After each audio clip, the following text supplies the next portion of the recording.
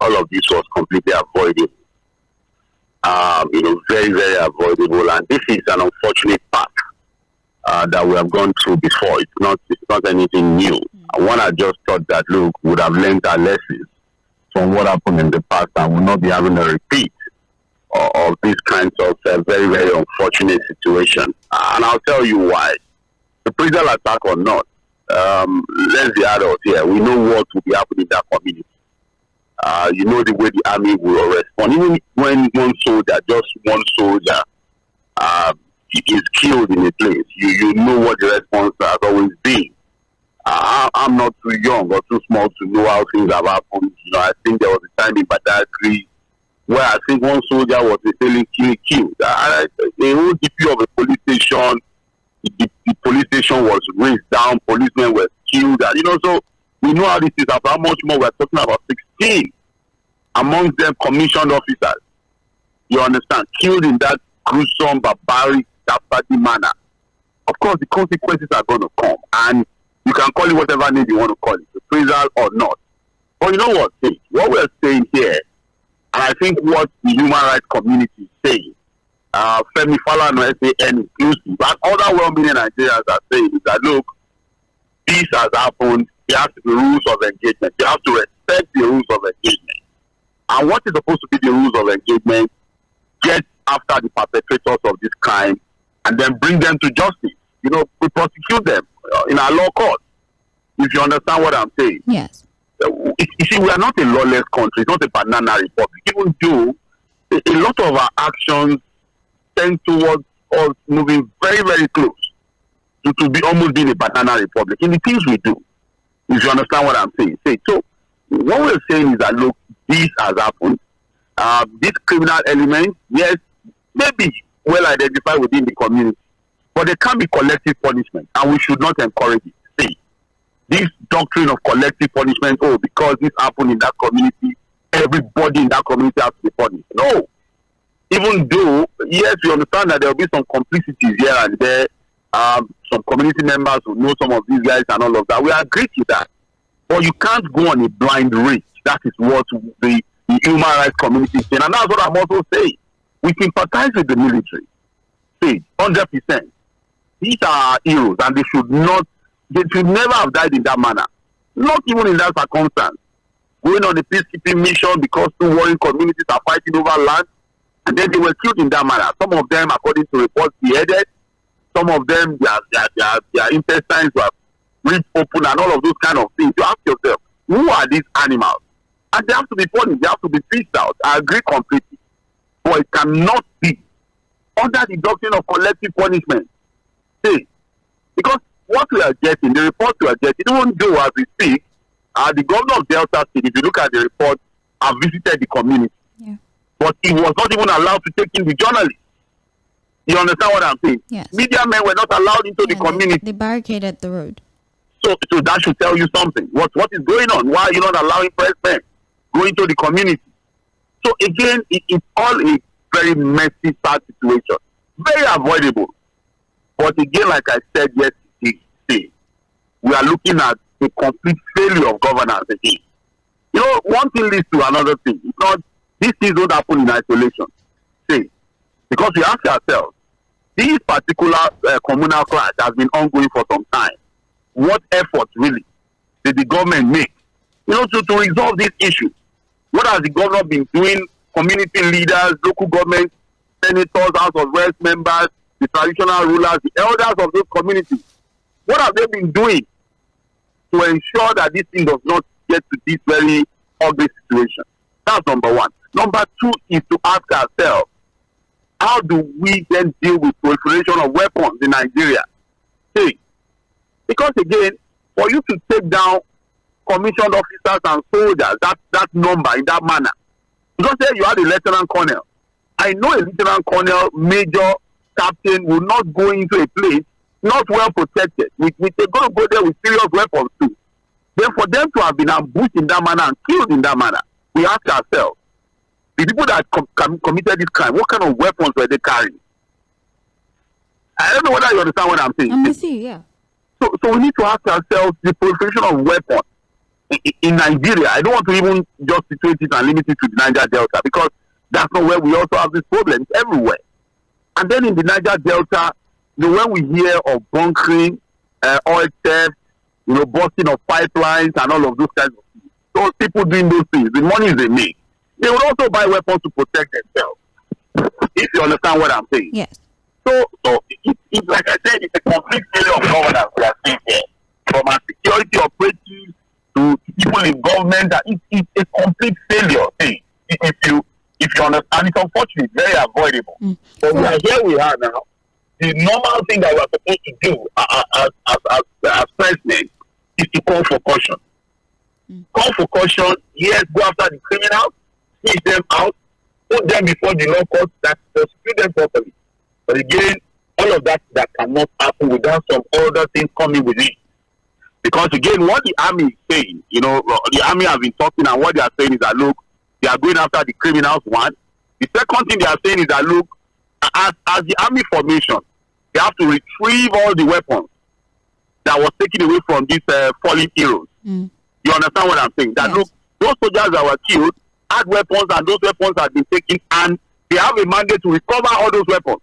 How would that happen? See, without, like Yorubas will say, only any teacher go back to do a wallery. You understand what I'm saying? I don't understand. Fouad, hold on a second, please. Allow me interrupt you for a brief minute. Do you think that there's something that could have been done to mitigate this? Like you said, this has happened before, even in I think OD community. In 1999, it has happened before, where there's confrontation, civilians and the military, and we've seen reprisal. Although right now the military are denying any form of reprisal attack, that they're not doing anything. But there are videos and images of communities being raised, and this is not me affirming that the military are responsible, but we have seen that these communities things are not going well in these communities right now. So do you think that the minute that information became public knowledge, the killing of this military officers, there's something that somebody in high places could have done or said to prevent what we're seeing at this time, the escalation of the situation and the accusation of reprisal, among other things? Well, the only thing that could have happened would be for the military authorities to come up with a clear rule of engagement for their men, because again there will be reaction and consequence. Yeah, you understand. The president, for example, has said that, look, the army has its full authority to go after these criminals and bring them to justice, which is in order. Of course, the president has to show solidarity as the CNC with our military officers to say, look, it's unfortunate we can't be losing our security of our military men in this manner, and that, look, you have the full authority of the president to do whatever you want to do to bring out the perpetrators of this crime and, of course, punish them. But again, there are rules of engagement. That's what we're saying. Yes, and it's important that the military authority, at this time of rage, we have to say, yes, in this time of rage, everybody is annoyed, as to what happened. But again, we have to be very professional. We have to also understand that we're a country governed by law. And you can't have a doctrine of collective punishment. That's what we are saying, where everybody has to be punished. Look, if you look at OD and Zakidam, almost the same thing. Look, some of the reports we even got, for example, from Zakidam in 2001, was that even animals were not spared in that community. See, even animals, innocent animals, were not spared in that community. Until today, those two communities have not recovered fully from the onslaught of our military men on them as a result of almost the same pattern of killing police and killing our military officers is what led to what happened at that time. There's this trending video of the former president, Tᴏɪᴛᴛᴇʀ Morszáᴘ, when a journalist asked him and said, look, do you have any regrets as to whatever happened while you were president? And specifically, they told him about what happened in Odi and Zakidam. And the former president said, no, I have no regrets. If I send police, I send army men to go and secure people and they kill them in that manner, do you want me to just fold my arms? Yes, we agree that the president cannot fold his arms. But again, it's not a banana republic. We are not a lawless country. Even at the point of rage and annoyance that we have now, there are still rules of engagement. Like we said, we are for the military, we are in solidarity with them, we commensurate to the families of who have lost their loved ones, but in trying to fish out the culprit, you also have to look at women, you have to look at children, you have to look at the elderly of those communities who may not have been able to rein in this criminal. Yesterday I was talking about the elders of the land. Yes, I understand that again, we need to ask ourselves, who are the elders of this community? Would I have said that they don't know that these guys are putting up weapons and are about to commit a crime like this? It's all very, very unfortunate thing. But again, let us go back to the basics. It is still a failure of governance. Here we are looking at corruption. Again, what of our political class that arm the youth during elections? After elections, are they able to get these weapons from them? What about also empowering more state actors to take charge of things that are supposed to be hands of a structured security system? Even as there are still a lot of allegations flying around. How do you give a non-state actor, for example, a $4 billion contract, to protect pipelines? What is he doing with the money? Is anybody following the money? Or who is he paying? What is his mode of operation? Like I said, these are all allegations, but everything has to be put on the table for us to really resolve this kind of problem and ensure it does not repeat itself. Thank you. Up till now, you have bunkering, you have oil theft, there's a proliferation of weapons across the country, and we must tell ourselves the whole truth, so that we don't have a repeat of this unfortunate situation. Thank you, Fuad.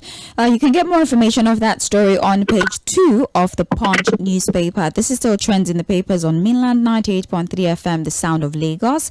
We are reviewing the Punch newspaper. My name is Sage Babalola. Fuad Side is joining us virtually, and we just recently gave you an update on the unfortunate killing of our military personnel in Delta State, and of course the debunking of the accusation that have been leveled against the military of reprisal attack. And the military in turn is accusing the community of complicity. So that is the current situation at this time. A full investigation has been launched to figure out who are those responsible, and of course to make them face the wrath of the law. We're live on Facebook, so you can join us via our streaming platform on Facebook, facebook.com/mainland 98.3 FM. We're also on YouTube, mainland 98.3 FM. Listen to us via Radio Garden at mainland 98.3 FM. Moving forward, unfortunately, is more woes for those in Kaduna State, as terrorists on Sunday night kidnapped 87 people after launching a fresh attack on the Kajuru Station community in Kajuru local government area of Kaduna State. The headline reads, 87 abducted in fresh Kaduna raid, Borno bomber dies. Now, a member of the Kajuru Station youth, Harisu Dari, confirmed the incidents to correspondents on Monday.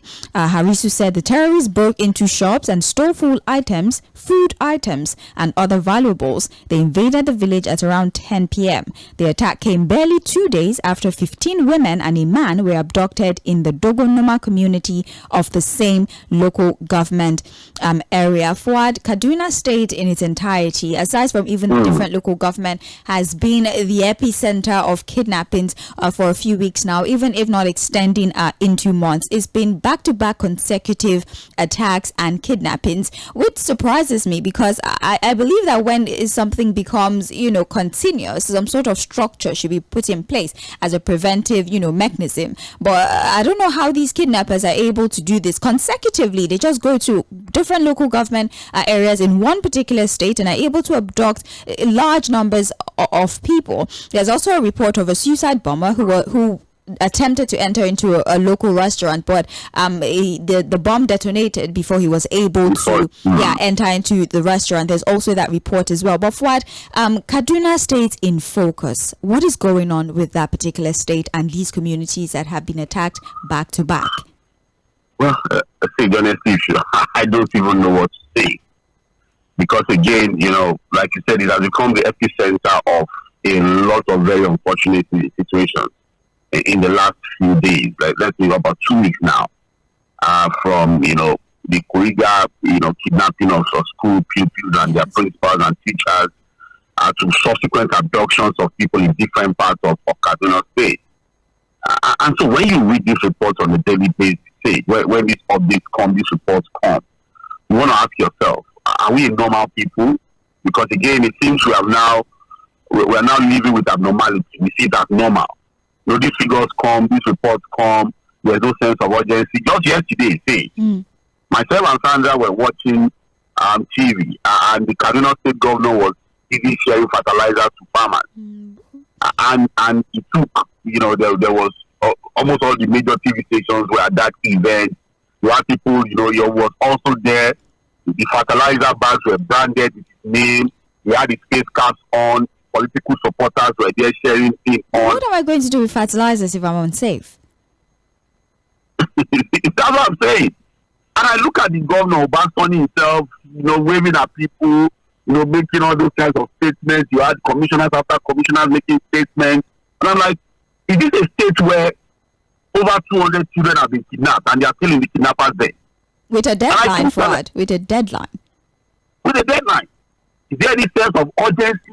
Can you even see it in their mannerism, in their actions and inactions, that these are people who are paying attention to what is happening around them? Are they even concerned? Is there just sincerity of purpose, really? I think so. Just yesterday, he was on TV sharing fertilizers, and then you had videos of the truck. And the other thing we're saying is that, look, this kind of thing was happening. Look, you have parents who are still hoping to get their children back. More people are still being kidnapped within that state. And the only thing the governor could do is to now put on TV that is sharing palliatives to people. I saw fertilizers and then some chemicals, maybe some bags of rice too. And then that should tell you that nobody committed to anything. When I keep saying that Nigerians should take care of themselves, people think I'm just being, some people will even sit down somewhere and say this one is just a crazy human being, doesn't know what to say. But I'm saying that no, there's nothing to show that anybody committed to anything. There's nothing on ground. Go to me anywhere say that anybody, forget about the sweet talk, the beautiful speeches, we will do, I will do, with all this we will do, we will like that. It's not going to amount to anything. Until you get sincerity of purpose, the willingness to do, the intentionality behind those statements. How do you know the governor could do it to be on TV? God knows how much he pays, which is even beautiful for those media outfits. And then he showed that he's selling fertilizer to people. So the farmers that are going to collect the fertilizer, how would they get to their farm? And then there's no sense of urgency. There's nobody cares. No, there's nothing anybody can tell me to show that people are on top of the situation already and are committed to bringing this to a resolution. The children are still there with these criminals. And the criminals are getting more emboldened. That's why you see that every day they go into communities now, they ransack communities, and then kidnap more people. Now at the position where the government has said they will not pay. So what happens to these people? And the time is ticking. We have a deadline for 27. Unless something happens. So again, like I said, whether you look at what has happened in Delta State, you are looking at what is happening in Kaduna State, or even in the Southeast or other parts of the country, you don't come back to the failure of governance. And let me tell you why it's the failure of governance. Nobody's paying attention. Because the political class is still busy stealing money. What they are there for is just to look at the national treasury and take my own from the National Assembly to the executive and other parts of the country, local government, state government. It's a banana republic of people who are just interested in the national treasury. How do I get my own? That's why I said we are almost becoming a banana republic. Because we wake up on a daily basis to see abnormality as normal. Everybody moves on. I told Sandra yesterday that, look, in other crimes, we'll be getting a daily briefing of what our security operatives are doing to release these children from the kidnappers then. It will even be an hourly briefing. Every hour, they tell you, okay, this is what but are you getting any briefing as to what is happening? Maybe they're trying to, make it clandestine so it doesn't get compromised. How many of such situations have we had in the past? The Chibok, the Dapchi, the Kankara kidnap situations. Have we been able to resolve all of those kidnap situations? Where's Leah Sharibu up to today? Hey, is anybody even talking about that girl? Some of the girls that were kidnapped in Chibok, have we been able to secure their complete release? The Dapchi school kidnap, have we been able to put it in a complete resolution? Kankara and others too. And now we have this one. In Casino, so you ask yourself, what is it about governance in Nigeria? So governance is about people who manipulate the political process, put themselves in power, and then sit on the national treasury and share it among themselves and leave the people to their fate. Is that governance? Is that what governance is about? Well, may God help us, please. May God help us indeed. You can get more information on page 2 of the Punch newspaper. Moving forward, we have on page 4 and 5, tension in Ogun as transport unions clash over ticket sale. There was palpable fear in 𝐴bēòkútà, Ogun State capital on Monday as members of the National Union of Road Transport Workers and the Ogun State Parks and Garages Management Board clashed over revenue collection. Some of the affected motor parks where fracas were reported are Kútọ̀, Láfẹnwá, Buri, Ìta-Òṣìn, and Ọbátókò, among others. There were reports of gunshots during the ensuing melee, while the union members were also said to have macheted each other. Central to this feud, according to source, was the alleged attempt by the recently reinstated leadership of the NURTW under Alhaji Ismail Adewale, popularly called Yaro, to take over the collection of the week's revenue from the motor parks, whereas it is allegedly the turn of OGS PAM, or I don't know if this is an acronym of this, or this is a person. Okay, no, it's the acronym. Just like the Lagos State one. Lagos, Parks and Garages Management. Right. Fuad, I would like to take us back a little bit, although it's not part of this report, but I believe in September of 2022, I don't know if you remember, was it Yanoba or Joe, or where did that happen, where the Road Transport Employees Association or not also clashed with NURTW, and it was a lot of casualties, civilians were badly injured, and now we're seeing a replication of that even in Ogun State. I do not understand why, power, especially when it comes to the transport sector, is not clearly defined. I mean, everybody knows their responsibility, so why do we see clashes like this on the road, gunshot, civilian injuries, just because of a transition of power within the transportation sector? Imagine this happening because of they're fighting about who is going to collect revenue, who is going to tax people on the street, is why they're fighting and shooting each other. Because there's huge money involved. Huge money involved. And I said it again that we are talking about the failure of governance here. How did we get to this point? Yes, transport workers can have their union. They are not the only ones with a union, right? And one would think that, look, as union members, whether it is NURTW or the RTAN, which is called the Road Transport Employees Association of Nigeria, you can have your members pay your union dues. And remember that when it comes to unionism again, to say, it's not compulsory. You can decide not to be a member of a union. Exactly. In fact, you can even form other unions. But now, what do we have with transport management in the country? The first part of it is that, look, our politicians use these people for political reasons. Let's just get that very clear. So what they have done is to aggregate the transport sector into another, political tool. What you can call it, for political aspirations and all of that. So because they have a lot of members, they have a lot of miscreants and all of those kind of things. So they used to be people that intimidate voters, they do all manner of things for our politicians, they arm them, they equip them, and all. We see these things. But again, when it comes to garages and parks, the management of garages and parks, and collection of revenue from garages and parks, the arm of government that should be in charge of that. It's supposed to be the local government. It's supposed to be the job of the local government. They are supposed to manage parks and garages. But again, because of the way, like I said, look, when we say these things, people should pay attention. If you like play politics, let's continue to deceive ourselves and live under this political illusion and sentiment. We'll continue to deal with this problem. God knows what has happened in 𝐴bēòkútà yesterday now. Because of this recklessness that we're talking about. Complete misgovernance.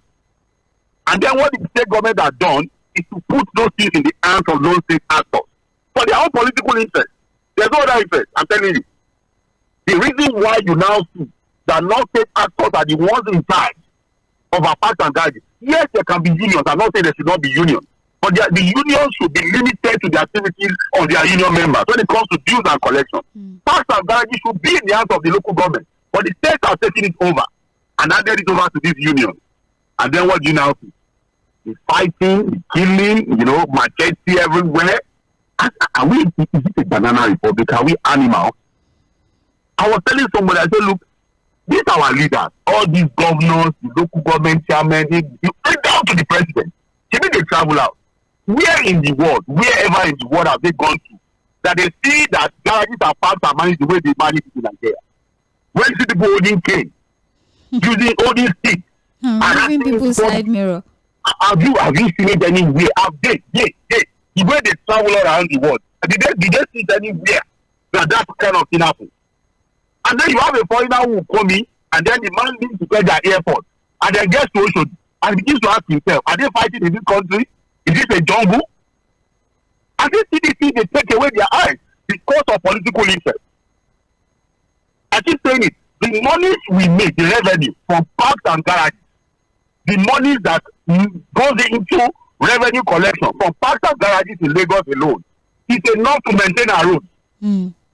But the money going into the hands of non-state actors who are emboldened by the political class for their own political interest. Fouad. So you have this chaotic situation. Fouad, I believe that there were conversations about consolidating these dues such that, there's a particular place that you go to rather than have the street urchins on the road. Pardon my language, that's just the best description I have. They are. On the roads, attacking drivers and threatening them. There's just one place you go to. I'll remove your mirror. I'll remove your running up and down. You go to as a driver, you pay this due. I believe it was supposed to be 800 naira a day. I think we had that conversation off air one time like that. You pay, you have your ticket. So every time you're stopped, you show the ticket, you go about your day. There's nobody threatening you. But I don't think that was implemented, and the chaos just continues on the road. It's still the same deceit we are talking about. The deceit and lack of transparency, openness and truthfulness to the people. Ask the average bus driver; they will tell you. You see now, they stop from every stop. Before, human activities were even limited to the parks and garages. They don't come out. Yeah. How did we get to the point where they now stay on the road, the whole chain, the whole seat? You understand? And then at every stop, they are collecting money. At every load, they are collecting money. Yes. Money. And then every time you load, they collect this. Loading and tickets. If we like, let us continue in this way. But like we always say, we all have a right to our choices. We can make our choices. Nobody will stop you from making your own choices. But the consequences of those choices, you have no right over. You can't decide how you are going to react to the choice. Because the choice you have decided to make is that as a people, we have decided that we are not going to do things the right way. We manipulate things. We go fraudulent about simple things. We model things up, forgot our own selfless and selfish interest, our own selfish interest. But what about the consequences of our actions? And that's why my psychologists would always say that, look, we have a set of leaders who are not living beyond causes that are beyond their own personal interest. It's always about their personal interest. So we want to remain in power. So you embody non-state actors. You arm them, you give them state actions and powers, and then the consequences are going to come. One of the things we are seeing is what is happening in Delta State. When you embody non-state actors, this is what you get. So look at it now. Ogun now, they are now fighting. I'm sure people are camping for safety because of some misguided, deranged people that have been embodied by the political class. So it is left for us as a people, whether we want to continue in this trajectory or want to sit back as a people and say, no, let us learn to do things the right way. But I'm sorry, everything still goes back to leadership. Because we cannot be in power, but we have leaders who are not living for causes beyond their own personal interest. It's always their own interest, not national interest or the interest of the people. So that's why we are this man. Well, details of that particular story on page 4 and 5 of the Punch newspaper. You're still on to Mainland 98.3 FM, the sound of Lagos. This is Trends in the Papers. Started at 7:40 a.m. and we'll be here till 8:30 a.m. reviewing the stories that made it to the front pages of our dailies. Don't forget to join us on Facebook, facebook.com/Mainland 98.3 FM. We're streaming the show live. You can also join us via Radio Garden, Mainland 98.3 FM. My name is Sage Babalola, and I still have Fouad Side here with me, and together we are reviewing the papers. Still in Punch, we have withheld salaries. SANU-NASU strike ground universities. National President, Nigeria Labour Congress Joe Ajero, has called on the federal government to pay the 4-month withheld salaries of the Senior Staff Association of Nigeria Universities and the Non-Academic Staff Union of Educational Associated Institution. This was in reaction to the 7-day warning strike that SANU and NASU began on Monday, which have grounded university activities across the country. Fouad, this is a developing story. I think we've spoken about this quite a number of times over the few weeks. Sanwo and NASU protesting that the backlog of their salaries since October of 2022 had not been paid, even though the federal government had settled ASU, the Academic Staff Union of the university, but for some reason they've been boycotted. And the strike apparently has grounded activities in different varsities. And the NLC President Joe is asking the government to pay attention to this matter before it escalates. Fouad, very briefly, please. Because these two unions have the power to ground the university. I know what I'm saying. All they simply do is to shut down the classrooms, close it up. They can even lock the gates. Because these are the guys that run the offices. They run the administrative processes, among other things. So when you shut down the administrative part of the university, what's left? All right. But what is left? Students are not able to process anything. So I think that, look, again, the government has to take a decision. During the Buhari era, we had about 9 months of destruction in the university sector, the tertiary institution sector, and we don't want to have a repeat of that, really.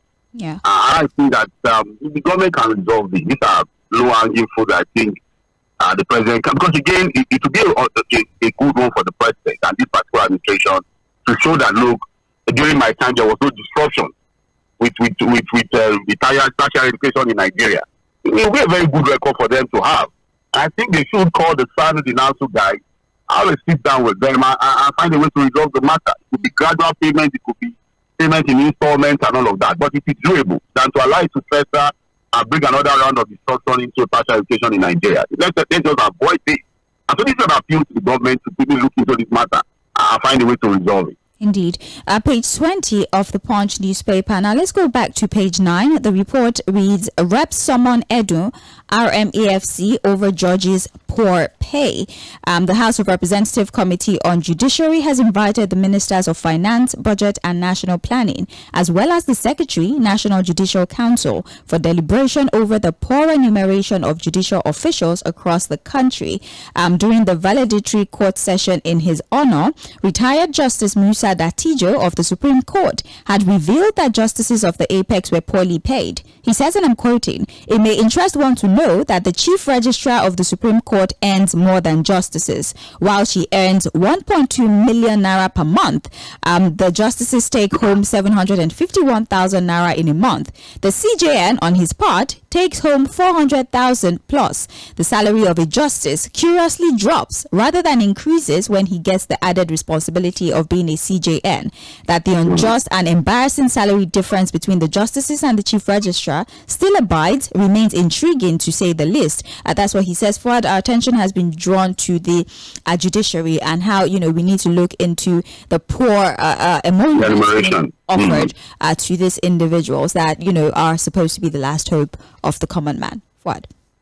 Well, again, we can't talk about reforms within the judicial reform without looking at remuneration of our judges and judicial officers, officers within the judiciary arm of government, because again, if we're already looking at the tendencies for corruption and all manner of things, we need to ask ourselves, how well are they treated in terms of their remuneration, emoluments, and benefits as legal officers, if you understand what I'm saying? Yeah.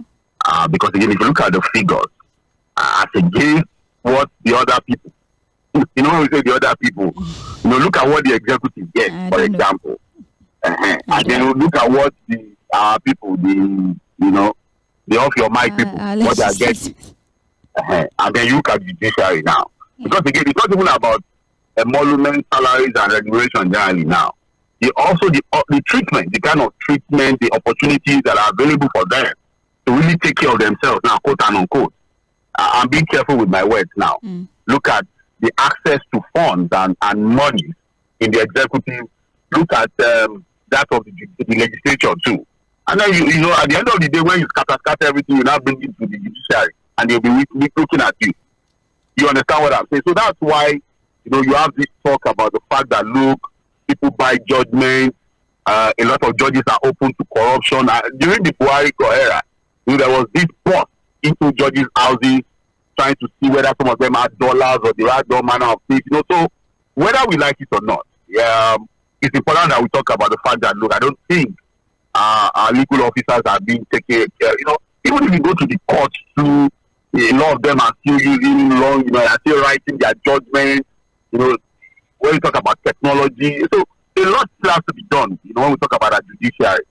It's not just about funding too, about technology, about even our courts, and some of the things that should happen. It has to be an entire reform of the judiciary. And it's important that we talk about this thing, and it's even good that it's making the news, so that we can also focus on it. But again, Nigeria has got too many problems.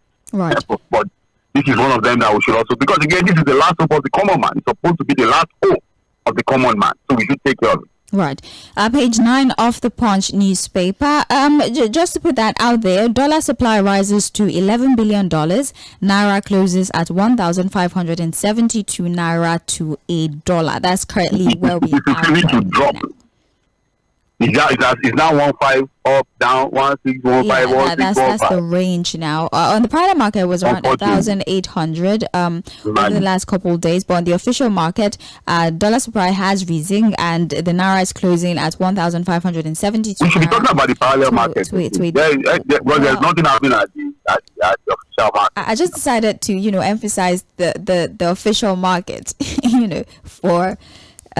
moving forward, page 21 of the Punch newspaper. There's also here, telcos pledge 100% voice data services today. This is in reference to the internet disruptions that have spread across West Africa because of the undersea cable cut. Well, the telcos are saying they have been able to achieve about 90%, restoration, and by today they should have up to 100% in voice and data services. So that's just really what that report is about. EFCC recovers 324 houses, document for Kano pensioners. Let's see if we can just quickly look at that story before we move on, because we're out of time. Now, the Abuja Zonal Command of the Economic and Financial Crimes Commission has handed over a document of properties and 324 houses recovered for Kano State pensioners to the affected individuals. This was as a result of an investigation carried out by the EFCC into a 4.1 billion naira pension trust fund denied pensioners by successive Kano State government administration. So, Fuad, the story already tells itself. So they've been able to recover the properties and the funds that were meant for these pensioners, and they've handed it over to them, at least 324 houses. I'm trying to scan through the report to see if there's been any punitive measures meted out to be responsible. I don't see anything that speaks about that specifically. But where does the deterrence come from, please? Because again, it's not just about recovering these properties and giving it to beneficiaries who have been denied this benefit for too long. Those officials, the culpable officials, whether in government or in those agents, should also face the law. They should be arrested and prosecuted. Well, the Kano State Pension Fund, they entered into some sort of agreement for a pension trust fund, and they were to contribute 4.1 billion. You know that one where you, the worker, contribute, the government would, pay the rest. But apparently, the contribution of the pensioner was used to build the houses in 3 estates located in areas that have been highlighted here. So basically, they did not pay their own part, and the ones that they collected from the pensioners just used it to build houses, and they did not allow the pensioners did not have any access to it. But they've recovered it, they've given it back to the pensioners. But I would like to believe that those involved would be punished and investigated. But that's on page 9 of the Punch newspaper. Let's move away from the Punch. We don't necessarily have time to go through the other stories in their entirety, but luckily we've reviewed them earlier. So I'll just read through the stories on the front pages of the Vanguard newspaper and New Telegraph. Vanguard says bloodbath in Delta, villagers flee, hide in forest. Aftermath of soldiers killing is on page 5. Edo Guba, APC unveils Idahosa's running mate. We have terrorists kidnap 87 in fresh Kaduna attack. Nigeria doomed without new constitution, says Anyoku, Adebanjo, Nwachukwu, Atta, and Sanwo-Olu of Lagos State. We have undersea cable cut, service now restored, telcos NCC confirmed. And we have here padding, Obi calls for review of 2024 budget. And finally, for New Telegraph, we have Kaduna, fear, tension as bandits kidnap 87, loot shop in fresh attack. Akpabio, our legislative agenda will enhance living standard as NANS seeks 10-year ban on fee increment. You've abandoned the people, Labour Party tells reps member. No nepotism in CPs, other posting, says FHQ. 4.1 billion naira fraud. EFCC hands over 324 recovered houses to Kano pensioners. Or rearraigns ex-PDP National Chair Mohammed on alleged 300 million naira fraud. That's a rider to that particular story. So somebody is being investigated and has been arrested. Yeah. How past governors caused setback for Ekiti. A statement from Afe Babalola. Hardship, be patient with Tinubu. Muswen urges Nigerians. Adopt 2014 Confab report. Anyoku tells federal government.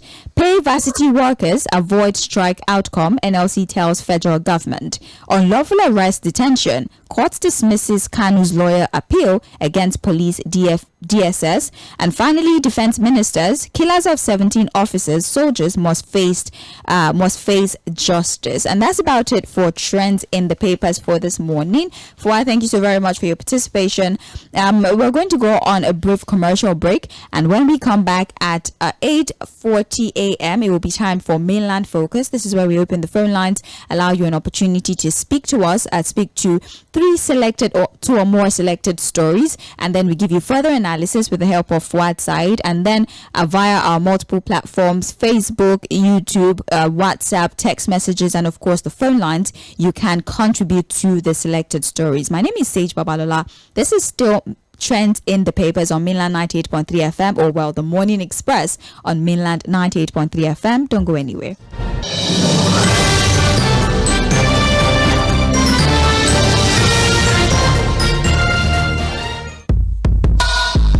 Knowledge is power. Information is key. And that is why we aim to unlock the doors of opinion, unveiling the stories that need to be told. Join Omobola Sandra and Sage Babalola on the Morning Express on Mainland 98.3 FM from 5 a.m. to 11 a.m. as we invoke the thought-provoking discussion that tackle the tough questions, challenge assumption, and give a voice to the unheard. This is the Morning Express on Mainland 98.3 FM. Welcome on board the Morning Express. Good morning.